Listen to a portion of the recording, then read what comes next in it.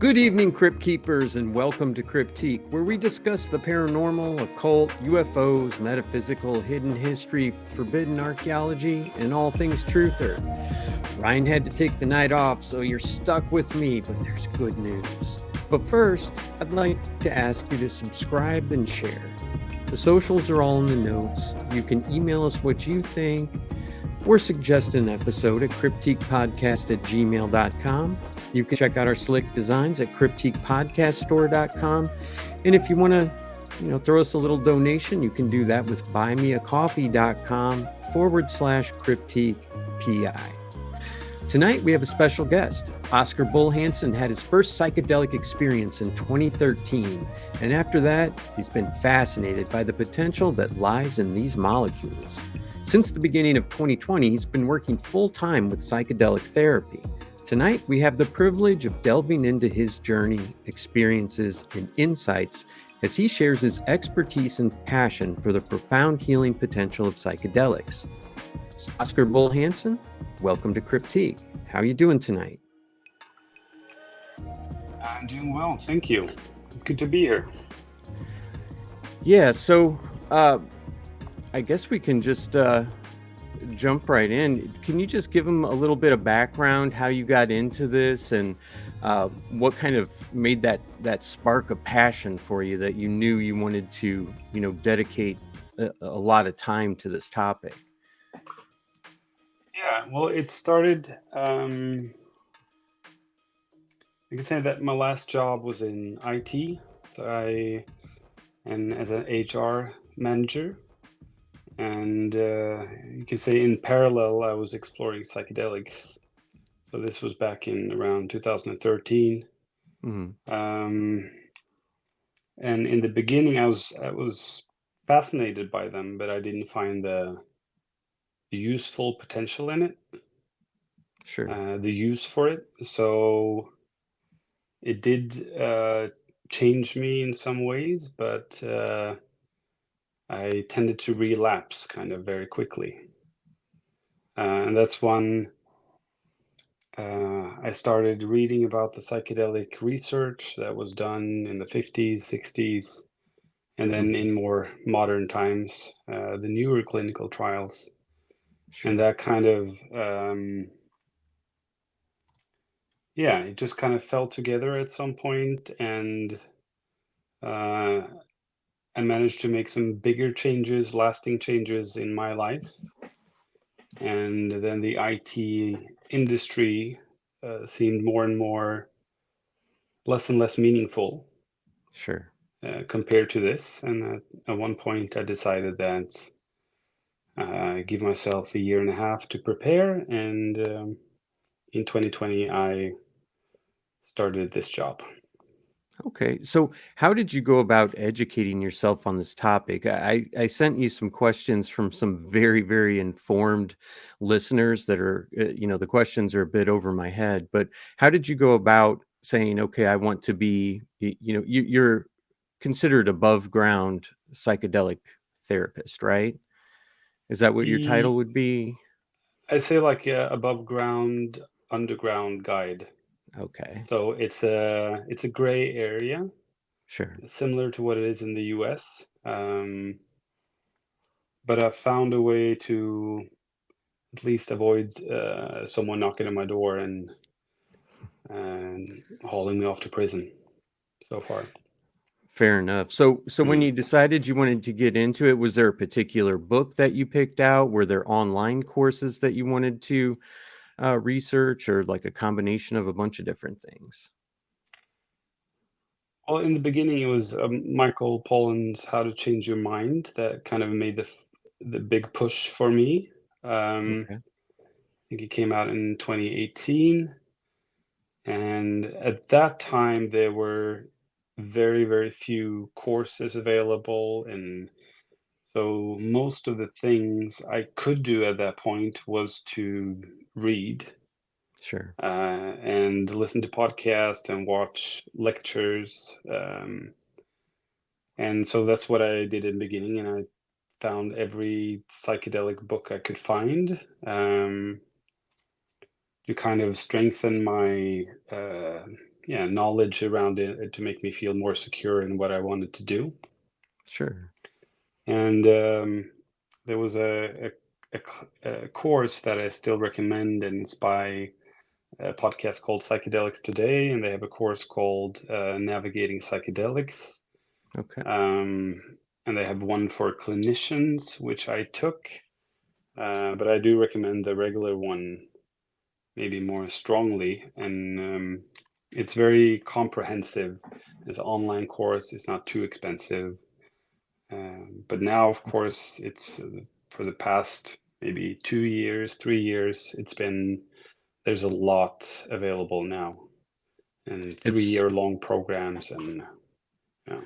It's kind of starting to blow up. I think people are getting sick of the pharmaceutical industry and the 3 minutes of disclaimers after 10 seconds of what this drug can do and how it causes all these horrific health problems that they can sell you answers to as well. So, Mm. um, just to kind of give listeners an experience, what was your first experience on psychedelics, and what did it do to you? Well, MDMA is not considered a classic psychedelic, but that was, I Okay, guess, the most important experience that kind of pushed me in this direction. Um, so, for me, the first time I tried MDMA, I was expecting, I did a lot of research before to figure out, I had all these ideas about how harmful it was, how addictive it was, deadly overdoses, and all these things. And as I was reading up on it, it seemed that this wasn't the case at all, which surprised me. mhm, And then I went into that experience thinking that kind of like alcohol, like you would expect to have fun right, during the day or the night, and then the next day would be horrible. right, right, And I did have fun, but the next day was like this afterglow that lasted right, for weeks, and it gave me a very strong feeling of the joy of giving to others. Because during the MDMA experience, all I wanted to do was just want to give. I want to do something for others. sure, Um, and so that affected me in the way when I was working to work, they're like beggars on the street on the way that I've always tried to avoid, to go on the other side of the street, sure, avoid eye contact. And it made me kind of just decide that I wanted to make eye contact. I wanted to be human with them. I wanted to say hi and smile and good morning. hmm, And it just like changed little things like that.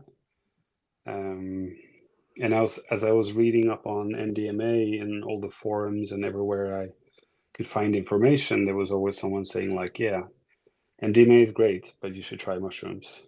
hmm. Yeah. So I have never done MDMA. I've done mushrooms probably 7 to 10 times, but I was never looking for, like a spiritual experience. It was just me and friends, like, hey, let's just do this and have some fun. Mm. I've never done MDMA. I had some friends that got into kind of, I guess, the raver scene, and they would do it. But you're right. I always was scared. I was like, oh my gosh, this is some kind of weird chemical compound. Who knows what it could do to you long term? So I definitely had those notions about it. um, just to be clear, when we're moving forward, we're not talking about microdosing, right? No, this Okay, is because that's something macro. that's what we've been hearing about a lot here in the States recently is microdosing. Mhm. Um, but we're talking about a psychedelic experience, and like the MDMA kind of like released empathy within you. Do you find that a lot when you're working with people that it kind of has the same experience, or they have the same experience where they come out with just more empathy and kind of a joy for life and wanting to help others? Is that a common theme? It is, yeah. And I'd say It's for if you take a random part of the population, I would say that maybe the experience for 7 or 8 out of 10, and then the rest would have an experience that is filled with anxiety and grief and fear um, and it's usually very different when you take it in a therapeutic setting Hmm. compared to on the dance floor, and that kind of affects it quite a bit as well. Sure. So the people that are coming to you are wanting an experience like this. Do you have people that come to you and they're like, I just want to get high and see what it feels like, or is it mostly people with the because we talk about intent all the Mm. time and putting intent into something. Do you have people that are just like, I want to just experience it, maybe get high, or is it usually people that are looking for that deeper meaning? Well, it's definitely the latter. Like Okay. people, it's cheaper ways to get high than hiring me to sit there and look at them for, But yeah, for 8 hours. is that about how long MDMA lasts for most people? Usually, you could say it's like 3 to 5. I would say. For some people, it might be as long as 8. For some people, it might be as short as 2, Okay. and a little bit depending. Like in the clinical trials, they give a starter dose and they give a booster after an hour and a half, and that kind of prolongs the experience as well. And that's what I do with my clients as well. Okay. Now it's with fentanyl, I don't know what fentanyl's like where you're at. I mean, it is terrible here. I've had to, I've got a couple teenage girls, and I've had to tell them, like, listen, if you're at a party and somebody, even has weed, there could be fentanyl in it. So if you're choosing that you want to, try cannabis, make sure it's from a dispensary. Is there concerns like that that people have when they come to you, and how do you deal with that? Where I guess if they think that their drugs may be impure, or they're concerned about the exactly what's in it. Yeah, and it's a common concern here as well. And so you see from, they do tests where they test ecstasy pills, for example, and they find traces of fentanyl and in you know usually I think it's portrayed as more common than it is, and I think some of these people that test at festivals, for example, it's like donation based, so the people have to give up some of their drugs to get it tested, and maybe Mm, that's the cases when they're unsure of it, or they heard a rumor, or they Googled the pill and they sure, found something about it. But it's a concern that comes up from time to time, and for my clients, it's a um, you can there are like different sources that are more reliable than others, sure, and there are ways to test, and it's also quite different when you take it in a if you take it at a club and there's 1,000 people dancing in the dark. It's very different from having a sober person in the middle of the day sitting for you. sure. And fentanyl can be very dangerous, but if you get the proper care in time, it's not that dangerous. Like there are antidotes for that that an Okay. ambulance could bring. Okay. So when people come to you for an experience, walk us through what I guess first what an MDMA experience would be like with you, and then what a psilocybin experience would be like. Are they different, same, similar? The process is the same. So we have a little free consultation screening call, and they fill out a form where they list out if there are on any medication, if they what their experiences are with other drugs or substances, medications. Hmm. And then we set off 2 hours for preparation, so 2 separate hours, usually spaced, so like 2 weeks before and 1 week before the experience itself. Okay. And then we set off the day, so 7 hours is what I set off, but I do it mostly here in my home. Hmm. And so if they feel like they need to stay behind after the experience, they're welcome to stay here for as long as they want. Okay. Um, and then they lie down. Usually they have headphones available with music that is commonly used in psychedelic therapy, and they have like a sleep mask or blindfold available as well, and they can choose if they want to go in or if they want to stay more in the same room. Hmm. And I'll always play music in the room as well. It's the same music on the headphones and in the room, so they can still listen to music even if they want their headphones off.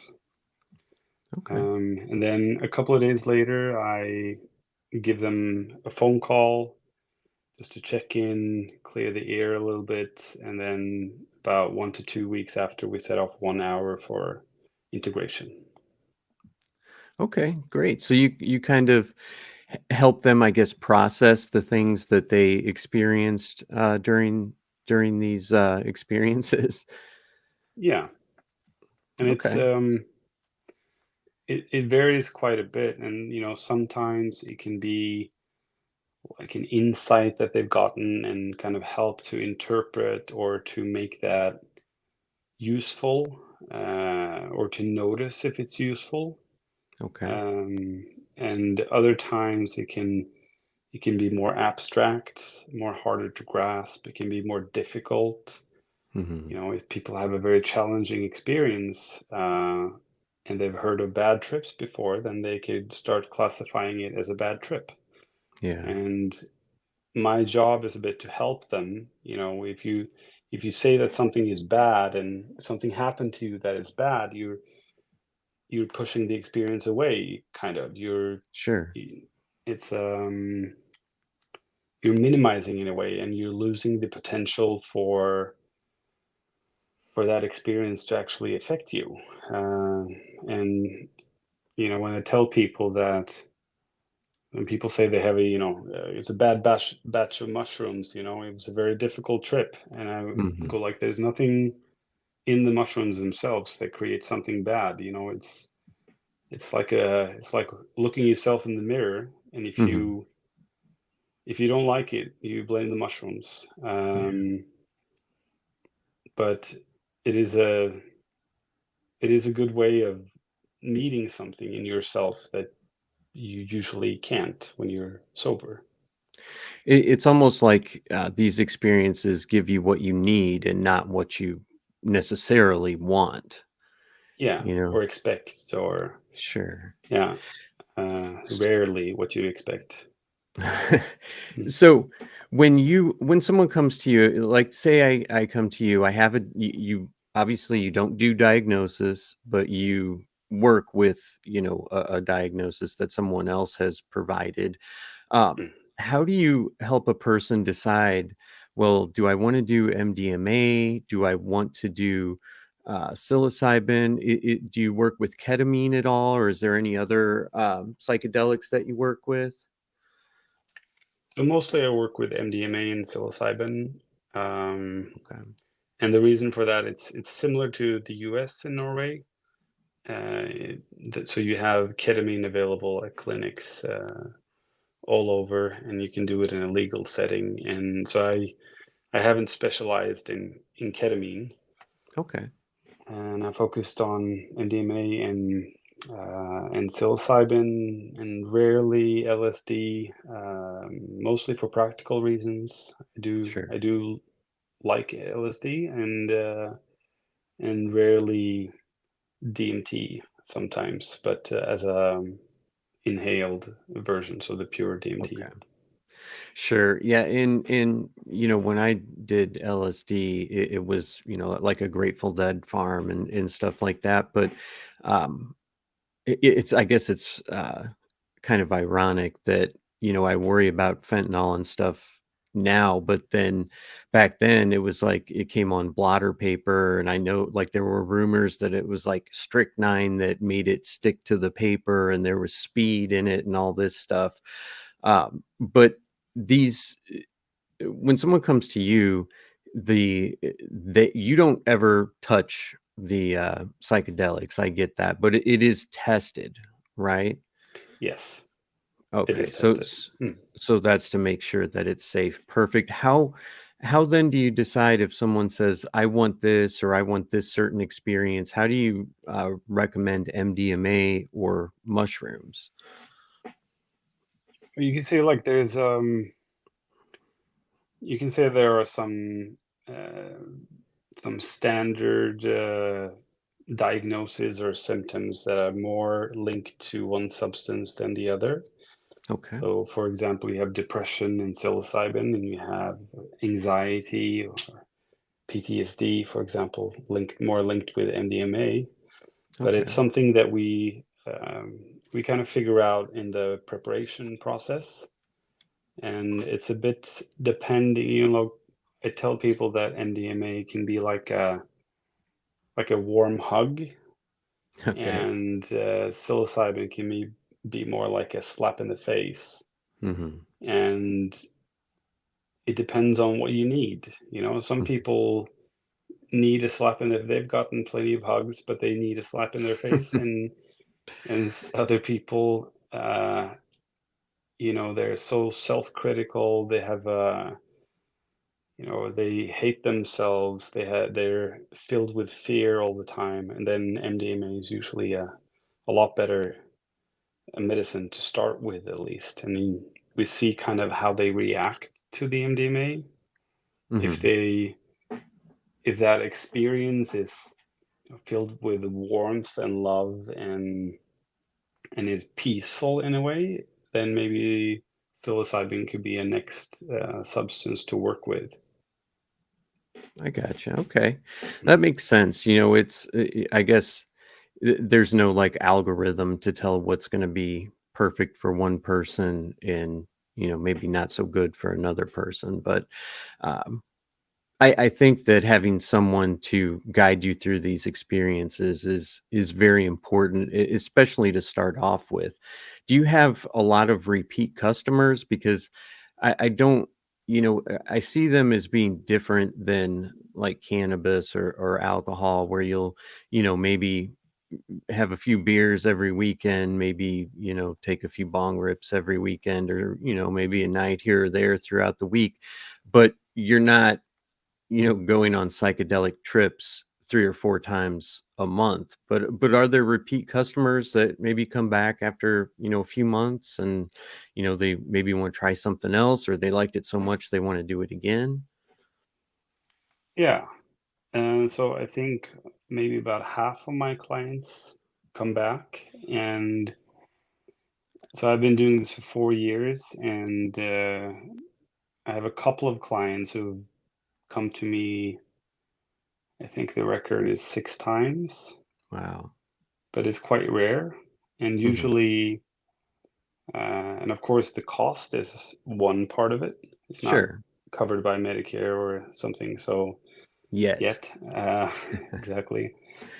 But it's so usually like people come to me, and then even if they feel like, oh, I want to do this again in 2 weeks, I usually challenge them a bit on that and let Mhm. it settle, because you can um, you can want to go back into an experience to get these wonderful insights and revelations and this experience, but ultimately you're landing, and you need to Mhm. come back, and you need to go to work and take care of your kids and take out the trash.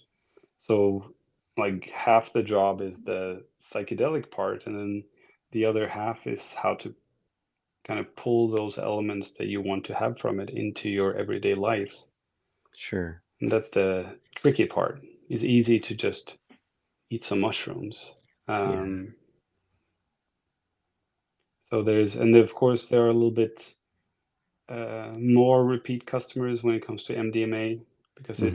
it tends to be a softer, um, more positive experience, Okay. and people tend to get a little bit more full on psilocybin. So you like it's not uncommon for people to say like I'm never going to do this again. It was very I feel like it's very fruitful, but I'm never going to do it again. Then I think it's a bit like childbirth, and then a couple of weeks or months pass, and they go like, "Well, it wasn't that bad." Right. Yeah, they forget. Uh, Yeah.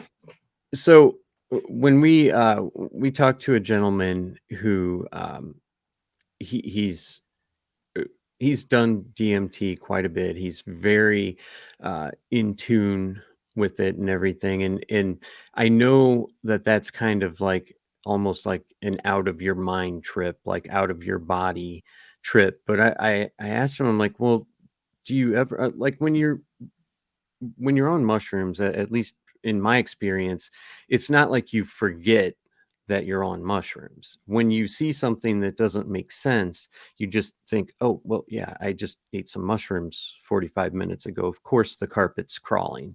But Mm. is it as simple as just maybe like having a piece of paper that says, like, don't forget, you're on this will go away, you're not trapped here? Have you had any experiences where people just they start to, for whatever reason, stress out? I feel like a lot of control freaks would have problems with these therapies, but have you ever had anybody where you have to kind of pull them out of this, like a bad trip that they're having? No, but there are like certain themes that are recurring, and so losing your mind, dying, Hmm. this will never end. Yeah. These are like some of the things that is very common in this Hmm. experience, and then I can comfort or reassure them that you know this is something that will end, and you haven't lost your mind. It's just temporary, and you're not going to die. So I can reassure them in ways if they need it, but usually it's not necessary. And I have a Valium. It's been in my drawer for 4 years as a trip killer, Hmm. and I've never used it. And I only have it in case the house starts burning down, or there's something Sure. that is like a crisis where I just need them really to snap out of it. Sure. Um, but usually it's a wave, and even if this fear of dying comes, or it's before you would take the Valium, you could be at a completely different scene, and Hmm. you could be laughing at yourself, thinking that you were going to die because you just that you're on a couch and Yeah. you're just taking mushrooms. Well, that makes sense. Now, Yeah. I'm sure there's a lot of factors that go into determining the dose. Like a dose is going to be different for someone who's 6'5" and 300 pounds, and someone who's 5 foot and 110 pounds. But what else goes into determining the dose that someone wants to take? So for MDMA, it's body weight dependent to a bigger degree. There is also a individual tolerance for it that varies, but usually body weight would be a good indicator. Um, and it's muscle weight, not fat. Okay. Um, so if like I've had a client who was a bodybuilder, for example, and then a regular dose, start dose of 120 milligrams would be too little for him. And if I have a girl who's, fucking pounds, so 40 kilos, um, yeah, like a tiny girl, Sure, sure, yeah. yeah, it would be, I would go a bit lower in dose. When it comes to psilocybin, I think there are other factors that play in that weigh more in other than body weight. So we have different psychological tolerance for it, and there's a different metabolism Hmm. that varies quite a bit. So it's not like I don't adjust my dose based on body weight when it comes to mushrooms. Okay. Um, and of course, there are many psilocybe mushrooms, and they have different potencies. But Hmm. the one that is most common in the world is uh,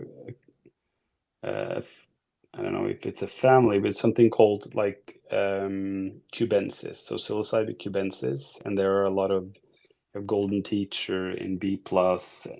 There are like the most common ones, easy to grow, and uh, and of course they can vary a bit in potency as well. But usually with that strain, I recommend a dose of. Usually start with a dose of 3 grams Okay. to begin with, which is usually then equivalent to what they give in the clinical trials, which is 25 milligrams of psilocybin, which is then synthetic. Okay. Are there any, I know, like, so for the listeners, I reached out to Oscar to find out about like any pharmaceuticals that I'm taking and how they would interact with DMT. I've decided that that's probably not something that I want to do, but are there any referring to MDMA and psilocybin, are there any pharmaceuticals where it's like absolutely not? You cannot mix these two. And as a disclaimer, we're not doctors, but is there something where it's just like no, you absolutely cannot take MDMA or psilocybin if you're on this pharmaceutical?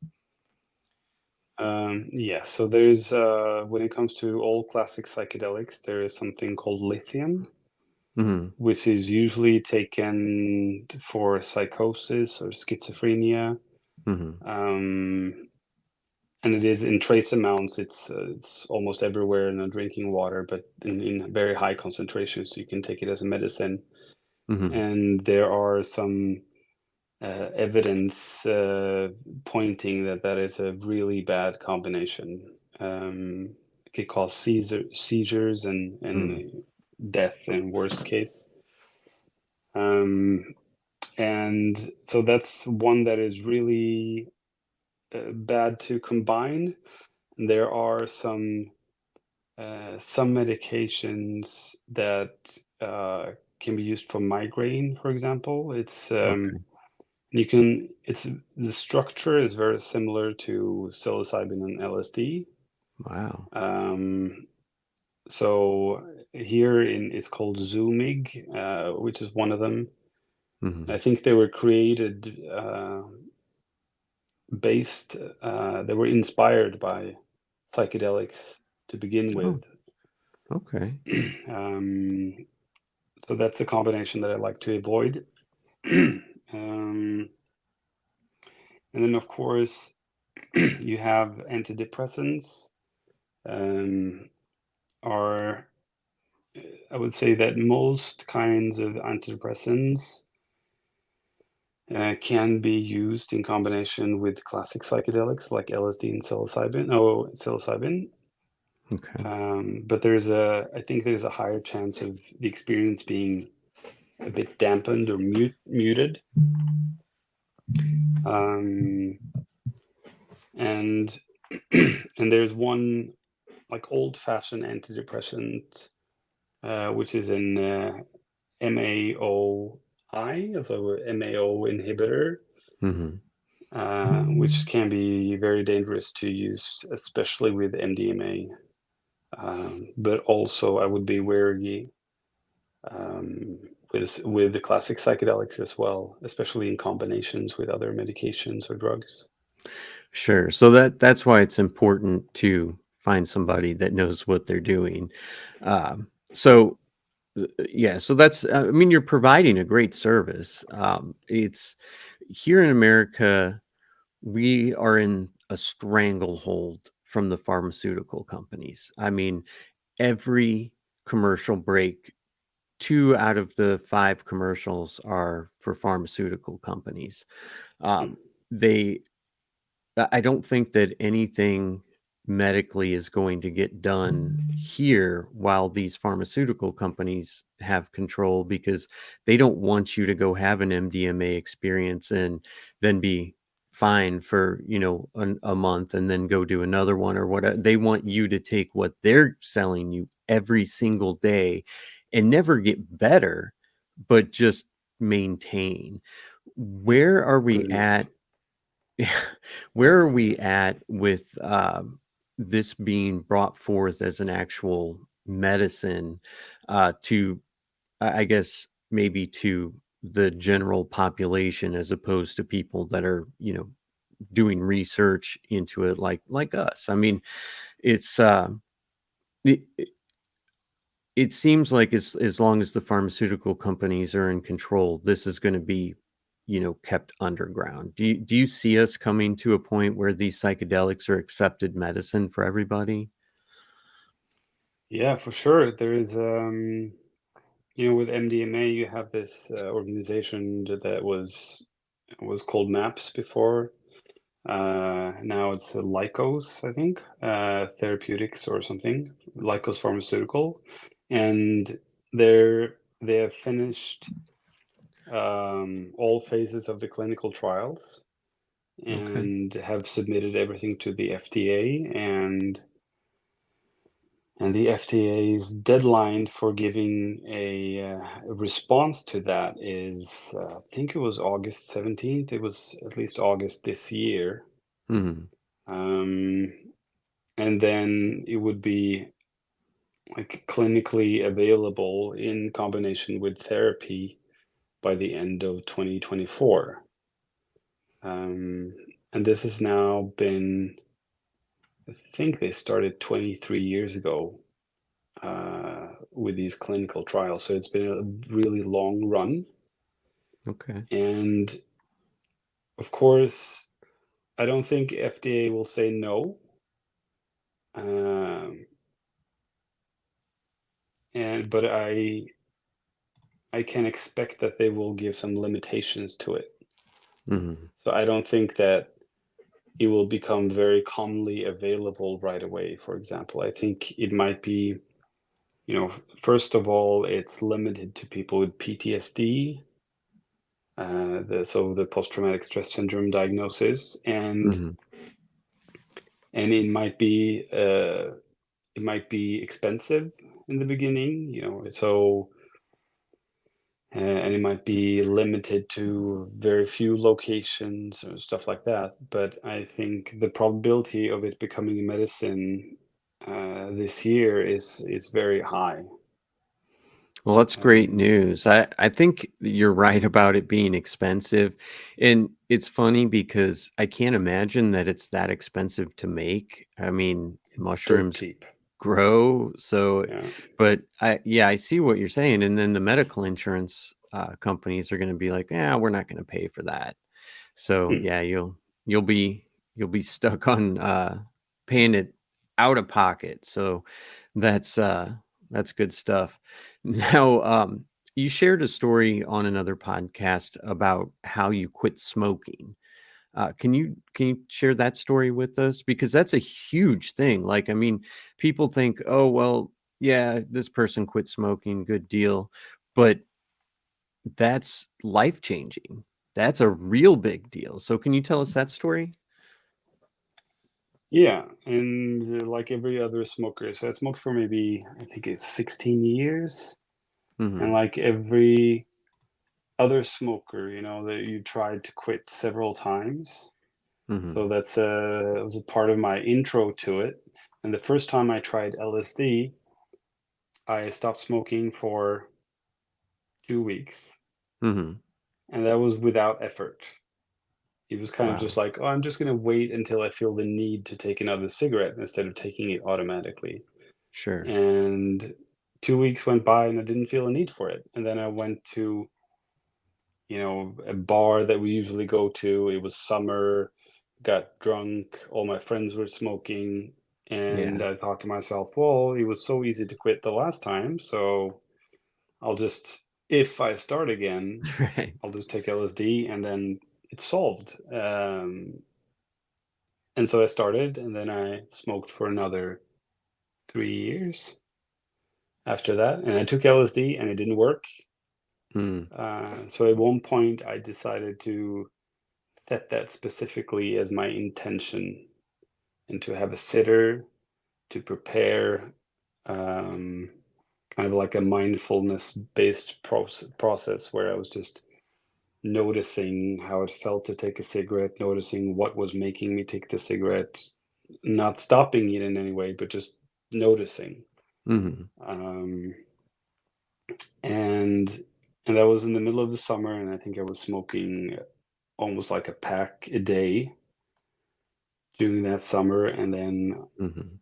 I took a high dose of LSD, and at that point, it seemed like such like it was very hard for me to comprehend how this was a problem for me.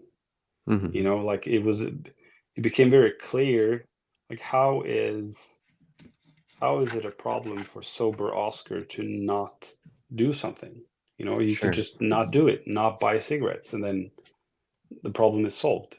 Mhm. Um, and so there was just and it was kind of in the way of my trip in a way, you know, like it seemed like I was floating in space and just being pure consciousness. And then Mhm. I had this thing that was pulling me back, that my intention of having to wanting to stop smoking cigarettes. And it Sure. felt like it was in the way of my trip Okay. somehow. So I just decided that I'll just stop smoking. And then that was out of my way. And then when I got out of it, I really felt like I had decided at a deeper level. Okay. And the weird thing to me was that I didn't feel any withdrawals, you know, any symptoms that you would like the jittery things and munching and stuff like that. Yeah. So it just felt, I just suddenly felt like a non-smoker. Huh.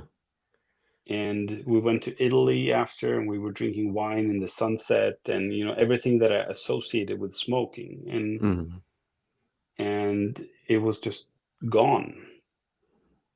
Like the association was just like cut off somehow. Like, it just cut that part of your identity out. Yeah, That's exactly. amazing. That's really cool, and good for you. I quit smoking a long time ago too. I didn't use, psychedelics to do it. I used sunflower seeds, but, yeah, you're right. Most people gain, I think, like 10 pounds when they quit smoking, and it's also interesting that we're talking about MDMA and psilocybin being illegal in most places, but cigarettes are legal everywhere, and we know they kill us. So it's it's an interesting dichotomy, I guess.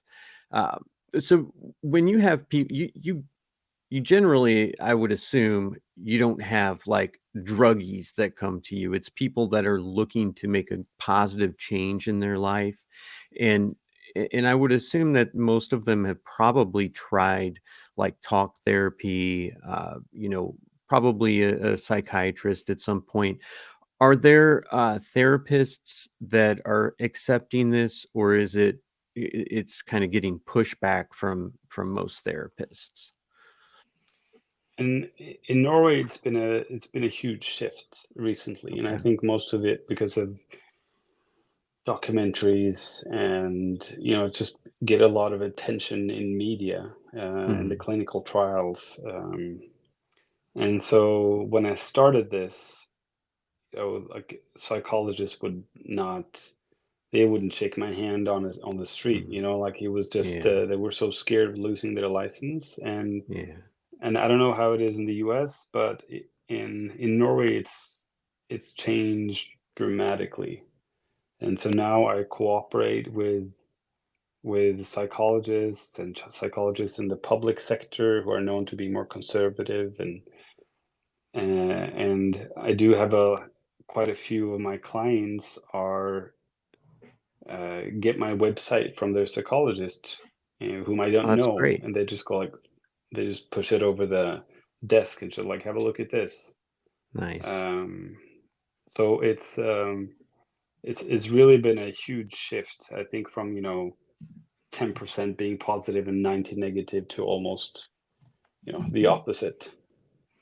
That's great. I mean, it's like going back to medical insurance and pharmaceutical companies here. I love my doctor, and I asked him about medical marijuana a few years ago, and he's like, can't talk about it, not even allowed to engage in a conversation about it based on the Yeah. medical group that he's with. And that just really kind of illustrates the stranglehold they have here. Now, you guys don't even have pharmaceutical commercials on TV there, do you?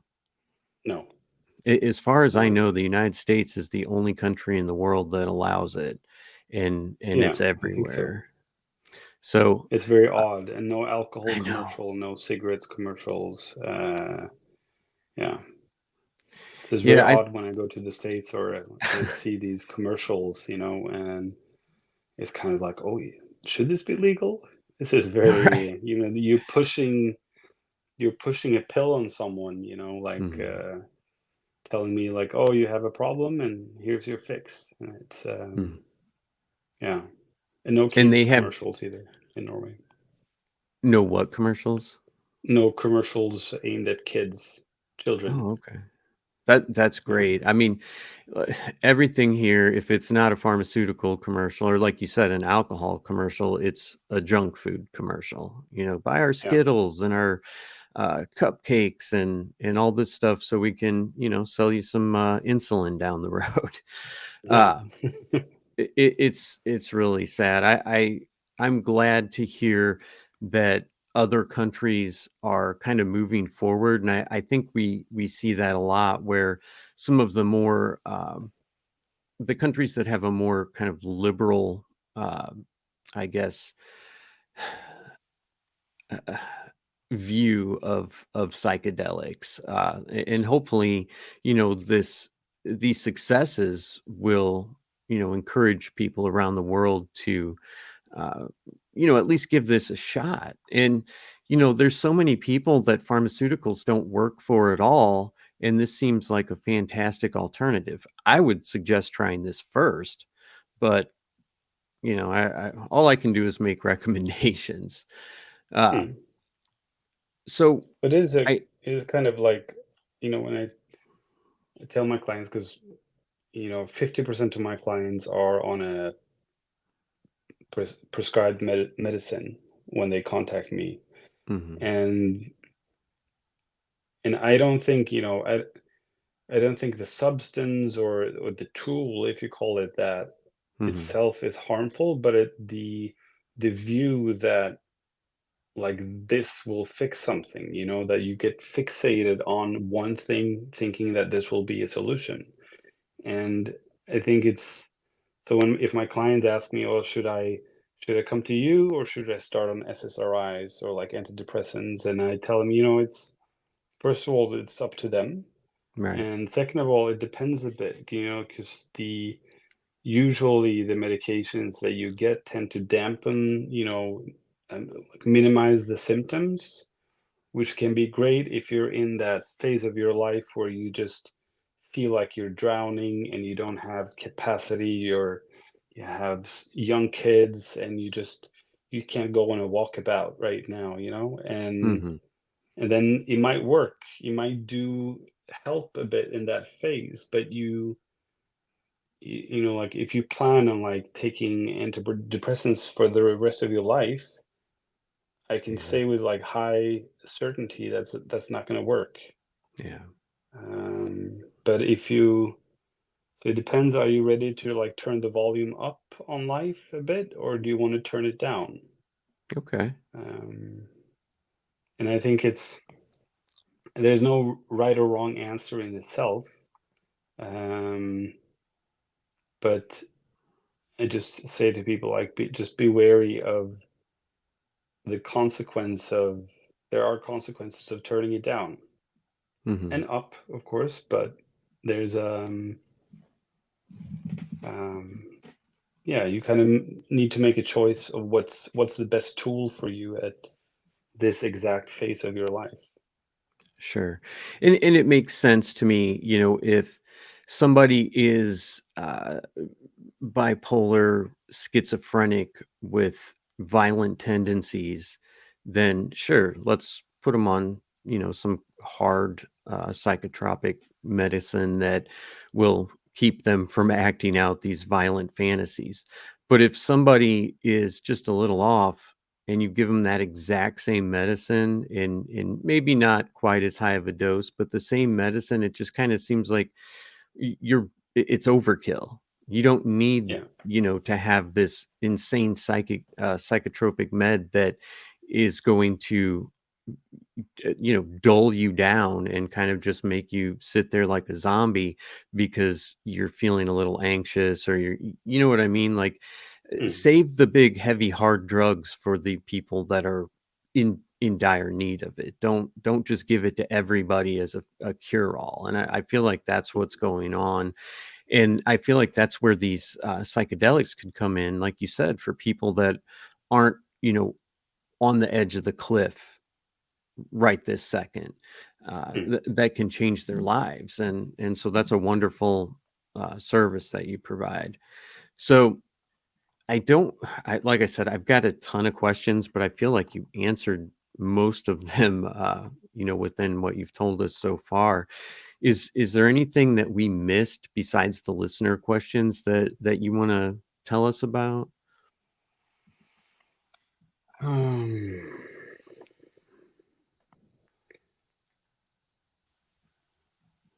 well, I think this is, when I started doing this, I was looking up to psychologists, and I was reading books and learning methods and models and trying to use them with my clients, and trying to help them, trying to be a therapist.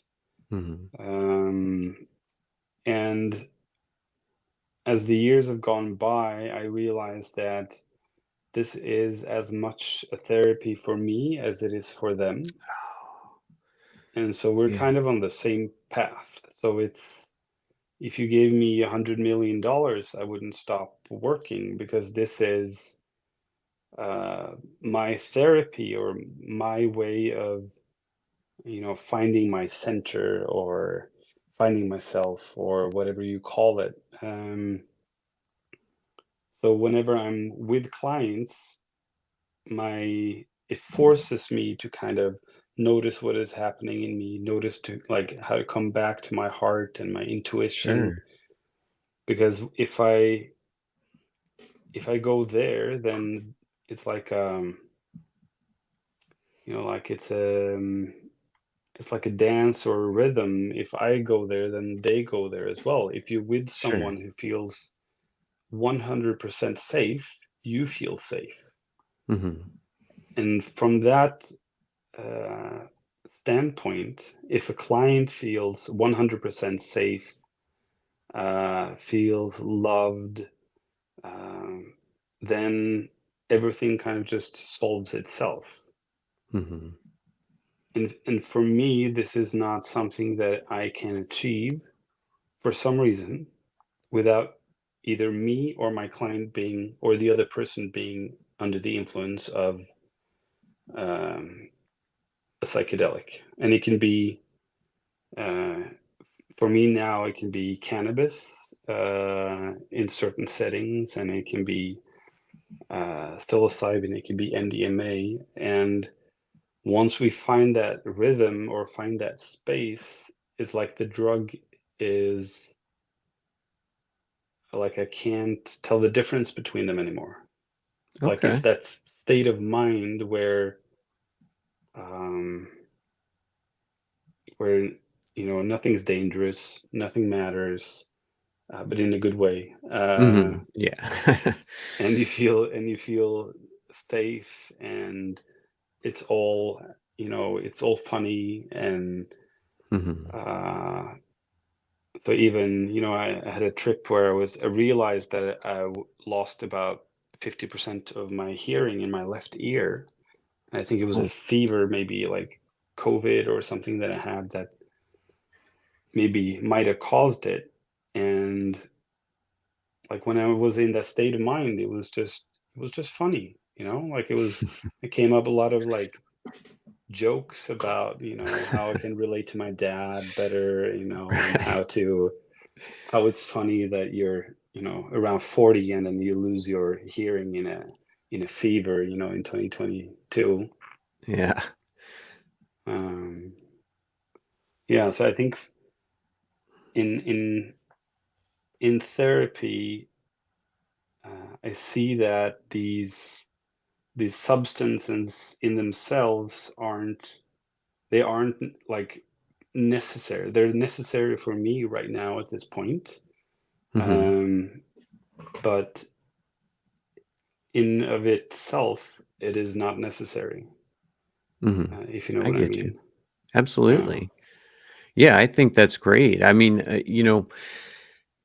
you've got to learn every time that you're helping someone too. Both people grow. And that's what's, really great about it. When you go to your doctor really doesn't get anything but satisfaction out of, helping you feel better. They don't get like an experience, but it sounds like I don't know, is your brain wired a little bit differently where maybe it'll release a certain chemical when you're, on one of these journeys with a client? Is that something that can even happen or? yeah, well, it's something changes, right? And it's just, I think my main problem uh, is that I get too drawn into this reality. So I'm, Mhm. constantly pulled back. I talk to a neighbor and he says like, "Oh, the interest rates are going up," and I could just feel like I'm, oh, this feels important. This feels dangerous. Mhm. And when I'm on these substances, or if my neighbor was on it, that would change. You get perspective on it, and in Mhm. the direction that it changes is maybe not so important. Just that you get another perspective, and you see like, if you think you're dying on a mushroom journey, like the interest rate becomes irrelevant, Yeah. and if you look at it, if you look back like 20 years and people talked about the interest rate then, they've gotten over it, Mhm. and uh, it was just kind of a flash, and getting that perspective makes everything just a little bit lighter. If you Mhm. get a parking fine, you don't have to whip your back over it, because it's just a parking fine. But it can become such a big thing Mhm. if you're locked into that perspective. The neighbor is his his flowers are bending over on your side of the garden. Something like that. You can see how people get so, like, the tiniest things in life become huge. Mhm. And by taking a substance that shift that lens just for a couple of hours, uh, helps you to kind of, yeah, just get a different perspective and ease that attachment or that belief in that whatever you're thinking or experiencing right now is this is real, Mhm. you know? It makes sense, and, I love to hear seeing things from a different perspective because I think if you took the average person that, uh just saw psychedelics as drugs for, people to hippies to get high or what, however they look at it. And you said, would it be beneficial for you to put yourself in this person's shoes who's having a, financial struggle, they're having trouble taking care of their kids, their husband left them. They would to a person, they would say, yes, that's valuable that you put yourself in that person's shoes and try and experience it from their perspective. But then when you say, well, if you do this, you can experience your life in a different perspective and it's very real. they're going to say, "Oh no, no, no, I'm not a drug addict. I would never touch drugs." But hopefully that's changing. And when you state it like that and say seeing it from a different perspective, I don't understand how people can really shoot that down. But it seems like they do. But one thing that I've experienced in my limited interactions with the psychedelic community is everybody wants to share. They feel an obligation to help people because of the experiences that they've had. And uh, it's not like, hey, let's go get high. It's what can we do to expand our consciousness? What can we do, like you said, to see things from a different perspective? So, uh, have is that the experience that you've had with the community too? Just overwhelmingly friendly and helpful and wanting to share? Yeah, it is. And there is something when you get this perspective. I think in the beginning I was a little bit intense in the way, like I was like, "Wake up, everyone!" Sure. And like, and then people back off automatically Hmm. because they get the feeling that I'm judging them, or I'm. It's like that intensity is a turn off. But I do see that, and I think like in a way you can. I start seeing some of the psychedelic traits in different people, Okay. and I call them psychedelic traits. But it's a way of looking at the world where they Hmm. don't take things too seriously. They don't feel like this is mine and this is yours. Hmm. To a big extent. If someone there was a woman like many years ago, and there was a woman in like a supermarket in line in front of me, and she was buying some stuff for $10, and then she forgot her wallet, so she couldn't pay for it, but it was stuff that she needed to make dinner. Hmm. And then she left the stuff, and she said, like, I'll go home and get the wallet and come Hmm. back.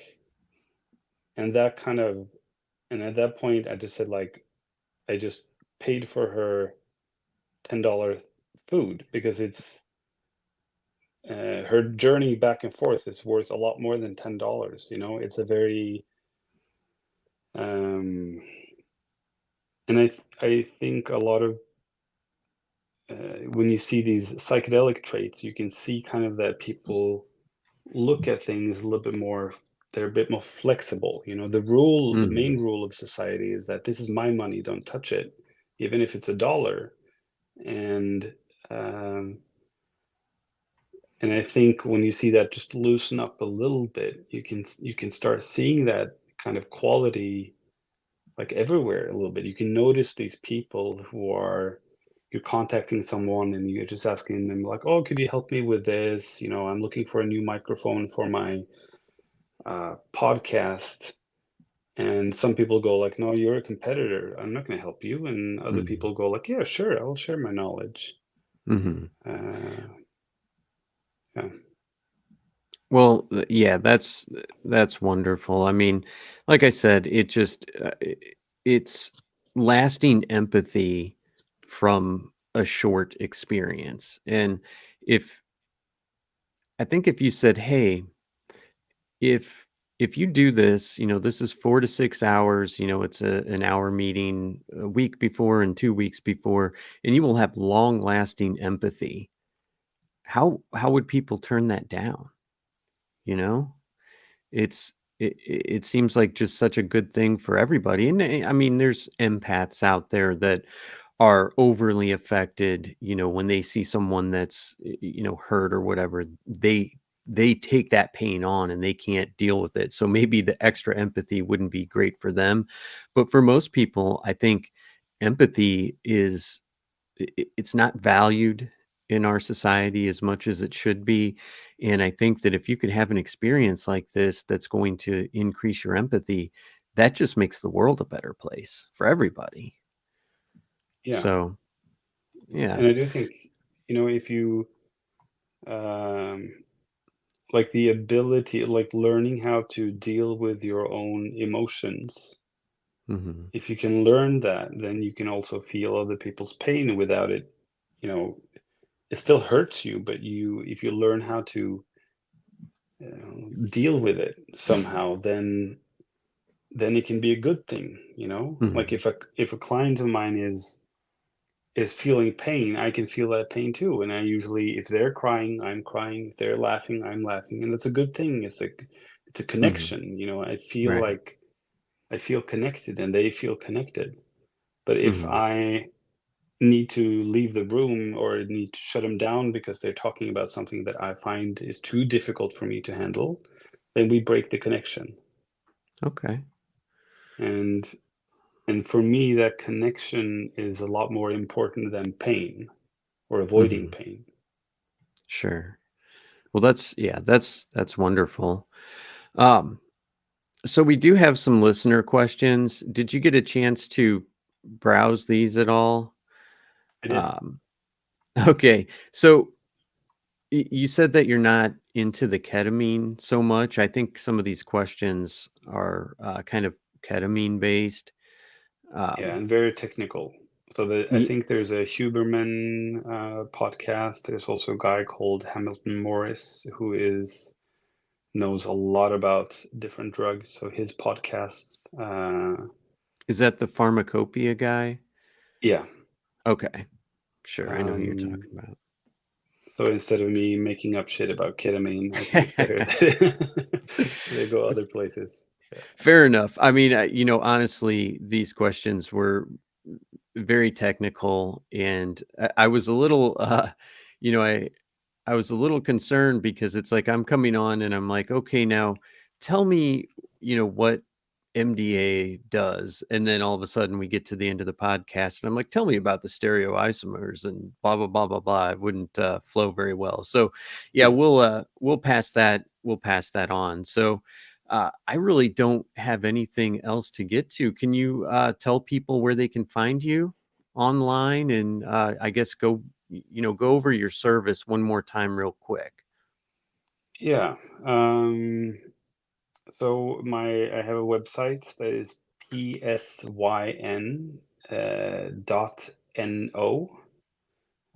This is the Norwegian domain, and Mhm. so you can go in there and you can read about some blog posts that I've written about different things. And if they want to contact me, there's a contact form, and like it's I usually don't recommend people to travel from the States to Norway for a psychedelic experience, but if they contact me, maybe I can put them in contact with someone else, or I Sure. can help them with simple questions. And I say like every can do a free consultation with anyone, and um, yeah, so people can reach out if they have questions like you had, for example, regarding medications or Yeah, stuff. that was great. I mean, you got back to me so fast too, and with just such great knowledge that, um, like I said, I decided I'm probably not going to do a DMT trip, but it's good to know, like, hey, if I do, then I need to cut this medicine back for a week or whatever. So Mm. yeah, you provide a great service, and I hope that it spreads, and I hope that therapists and especially therapists, I understand psychiatrists probably aren't going to be on board for a little while, because I feel like they're at least here, they're so controlled by the pharmaceutical companies. But uh, hopefully we see this spreading and just growing everywhere, and people gaining empathy. I think that uh, empathy is one of the things that this planet lacks right now Mm. in general. um, I don't know why, don't know what it is. Maybe it's the way people are being raised, the TV shows, whatever, video games. But um, you spread empathy, and that's a wonderful thing. So thanks so much for joining us tonight. No final thoughts from me tonight. That's all we've got for you. Thanks for listening. Don't forget to like, subscribe, and share. Socials are in the notes. You can let us know what you think at cryptiquepodcast@gmail.com. Check out our slick designs at cryptiquepodcaststore.com. And if you want to throw us a donation, you can always buy us a coffee at buymeacoffee.com/cryptiquepi. And in the words of Michael Pollan, psychedelic therapy holds the promise of revolutionizing mental health treatment by offering a unique approach that transcends conventional methods, opening doors to new perspectives and possibilities. Good evening, Crypt Keepers.